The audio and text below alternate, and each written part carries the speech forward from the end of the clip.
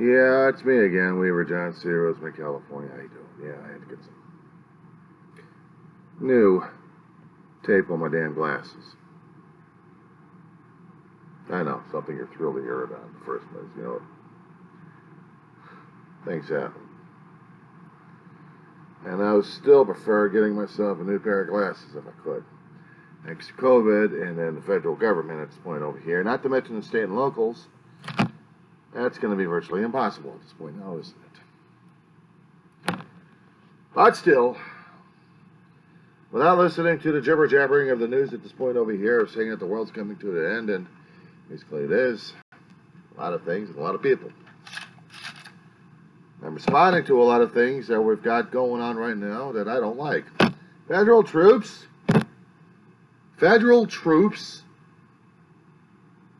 in cities. On Wednesday. Federal troops in cities. Portland, Oregon's fighting like hell, trying to keep its streets secure. And Washington decides that they're going to send the federal troops in. His poll numbers are dropping, therefore he needs to have more action, and therefore he needs to cause more help. And therefore he needs to cause more distraction concerning about how screwed up he is and how well he's not dealing with the COVID nightmare at this point over here. So might as well send in the federal troops to stop the quelling of any violence happening these days. Has there been? I mean, seriously, has Portland, Oregon burned down yet? Not that I've seen. So what does Homeland Security do at this point over here? By the direction of the President of the United States, we need to secure and defend this city from all the democratic forces. So anybody's got a democratic force going on in there, such as a mayor or governor, fuck it. You're open season, boys and girls, because Trump wants to assist with your town. Whatever happened to Posse Comitatus? Yeah, I did say that. Posse Comitatus. Title 18. I mean, surely you folks can actually research this on the internet. Okay. If you happen to go to Law Cornell Education / US Code -Text -18-1385, it's going to discover about, it's from the Legal Institute, Information Institute, which I'm trying to talk about here. Is this thing still on? Yeah. 18th US Code, Section 1385, use of the Army and Air Force as comitatus. But wait, you said, I said Army and Air Force. What does Homeland Security have to deal with it? Well, it's still federal troops. But you're right. We can't use the Army, we can't use the federal forces, we can't use the Navy against people at this point over here. Nor can we send in the Marines. No, we have to send in federal troops to act as if they're peacekeepers. They're not peacekeepers. They're thugs. It's like sending in ICE into your cities again and saying we're going to be looking for every straggler we've got.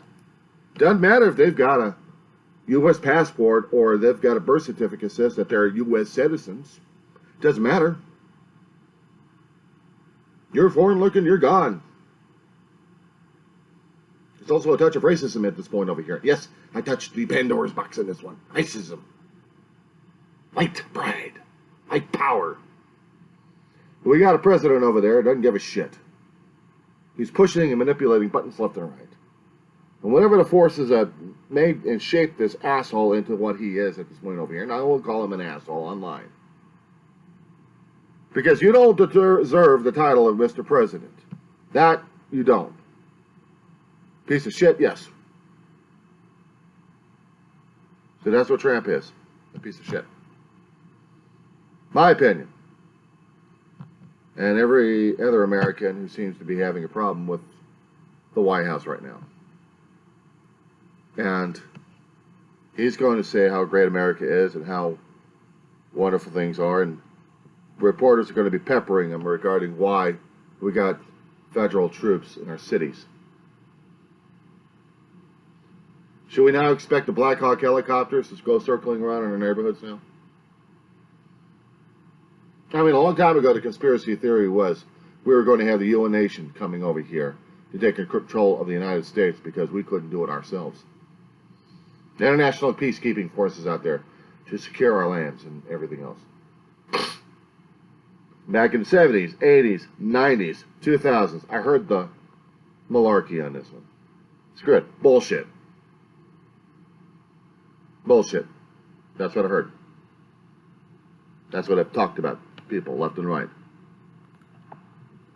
They might as well start doing that crap, because basically America can't take care of itself. Is that it? We're so close to November 11th now that all hell is. And we've got people enjoying this decision so much that they're voting. But we're all hoping and praying that there are going to be huge turnout this time. Hoping to God that the right president, gets in office this time and not the piece of shit we got. And I wasn't about to say some disgusting terminology regarding Trump. He's already a piece of shit as it is. Hell, Secretary of whatever, or Secret Service or whatever kind of federal troops can come after me for that one. Beat the living crap out of me. You will supply. You will do this for us. You will sublime. You will comply. And here we're going into the Gestapo. Some people online are posting that left and right on social media. Facebook's having a field day over this stuff. Not to mention Twitter and a few other accounts. Other websites are going insane over this. The world's looking at us saying whether or not if we're going to be staying sane or not, and our enemies are laughing their asses off. Our industries that we depended upon are going under. Our leisure, entertainment, are being banned left and right. We can't even go outside the house because of a damn virus, and a lot of people are saying it's not real. And then some of those people who keep saying that they're not real post videos and saying this damn thing is real. And still, the naysayers are still saying, no, that's fake. And you still can't breathe through the mask. You're not getting enough oxygen. There's videos going around YouTube at this point, and I love it. There's one Irish doctor who put in about 8 masks, surgical masks, he had a waist, with a pulse oximeter on his finger. And the camera's still on the screen, giving out all the readings of life support for this person. Blood pressure, pulse, oxygen saturation. He's hooked up. And he's showing how easy it is. Even under a surgical mask, 8 layers thick, he can still breathe. And still, I got people I live around who still don't believe and still think it's all a joke. It's all it came to them.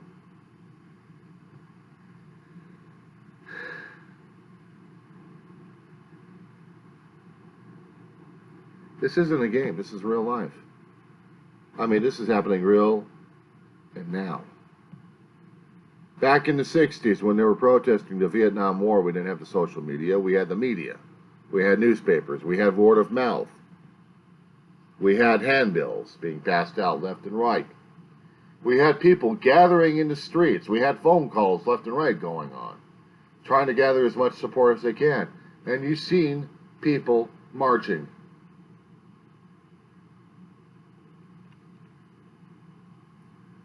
Some cities and some states are having issues regarding what we have right now.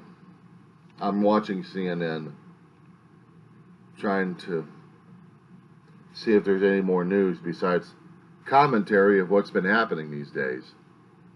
And governors in different states are fighting against the cities, trying to protect each other's people, and some governors want their own businesses back.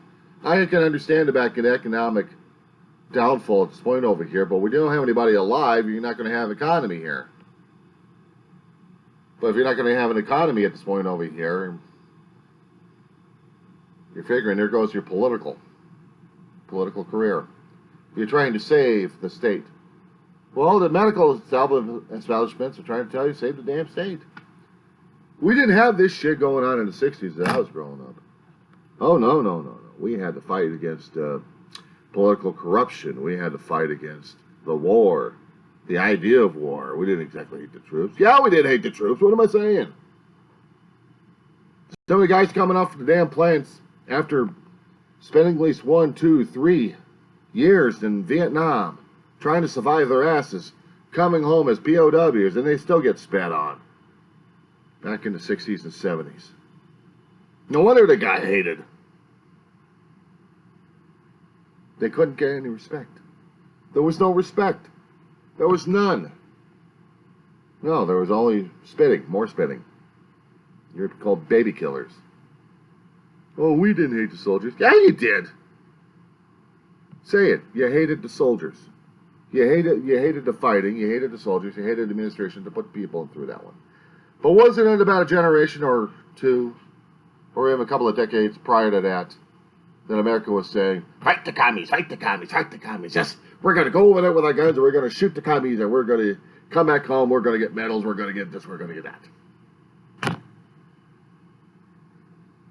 Didn't happen, did it? March it back several decades above here.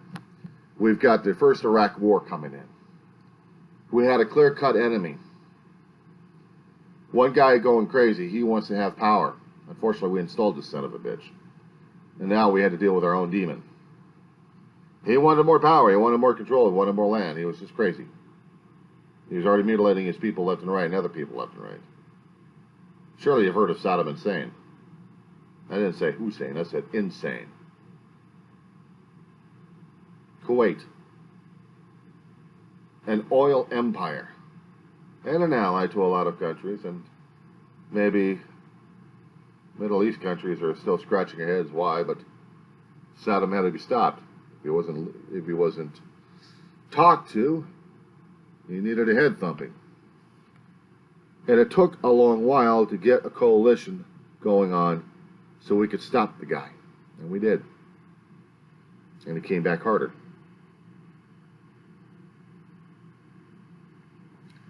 Only we kept assuming he came back harder. Maybe there was some gas out there. Maybe there was some poison gas out there. In the second installment that we had.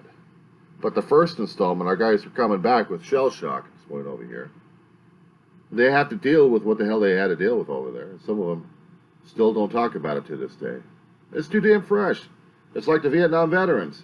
They can only talk to themselves and to the people who've actually been in the wars, who understand what battle fatigue is all about. What we call these days PTSD. Shell shock, battle fatigue. Doesn't matter what the hell it was. They went through the crap. And they're screwed up in their heads. And they have to deal with the memories and everything else. My brother was one of them. Not in Vietnam, but in the first Iraq War. Before he passed away, he was experiencing the shell shock. He was having nightmares left and right and thrashing about. And one day he wakes up, he's not there. He's somebody else. I had to wake him up. Because he wasn't quite sure where the hell he was anymore. So I know how this works. I know the horror of it. And right now,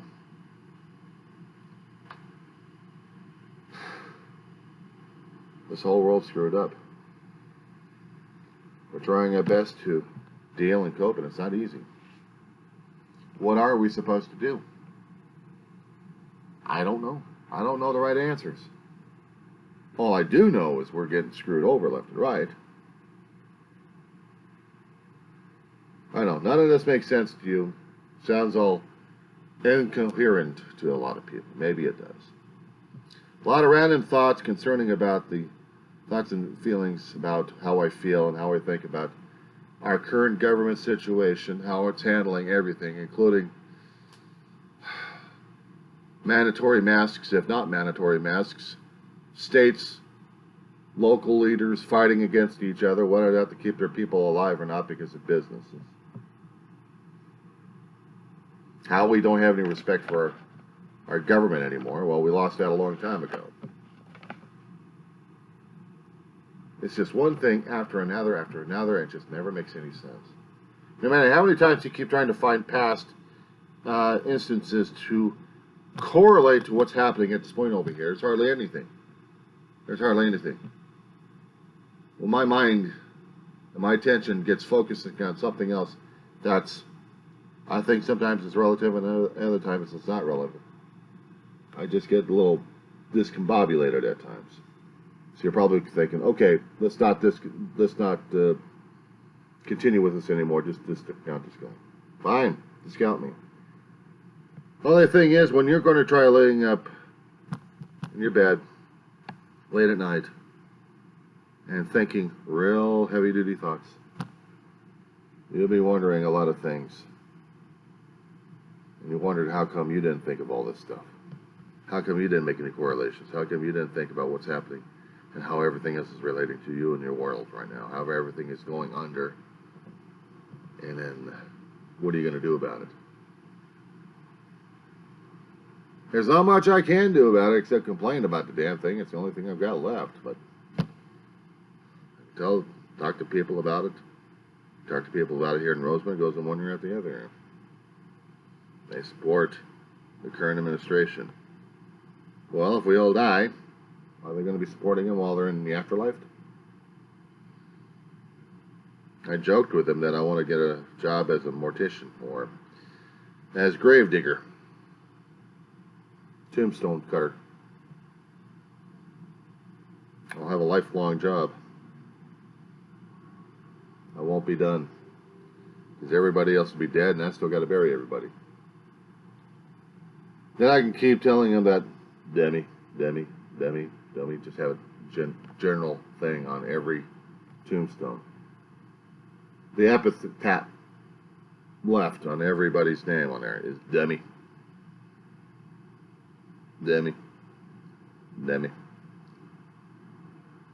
Someone will be looking in the future and wondering how come it says dummy. There'll be one tombstone left with an entire description on it on the other side, explaining why dummy. Because people failed to act. People failed to think. They followed themselves and other so-called leaders over the cliff. This is the result. All dummies, all dead. Chilling thought. Ugly thought. Can we make it better? Can we do better? Can we? Are we through following lousy leaders? Are we through being part of the herd? Can we not be our own rams and not follow the damn crowd? Can we not be individual and isolationists? Can we not tell people with one collective voice, we've had enough? We can't get things back the way they were because it's not going to happen.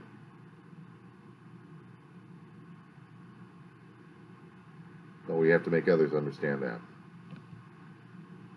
We won't get our lives back because our lives are meaningless now. We have to make new ones for ourselves, for our next generations. And if we can't do that, well, then we're really screwed, aren't we? So from one ram to the collective sheep, bah!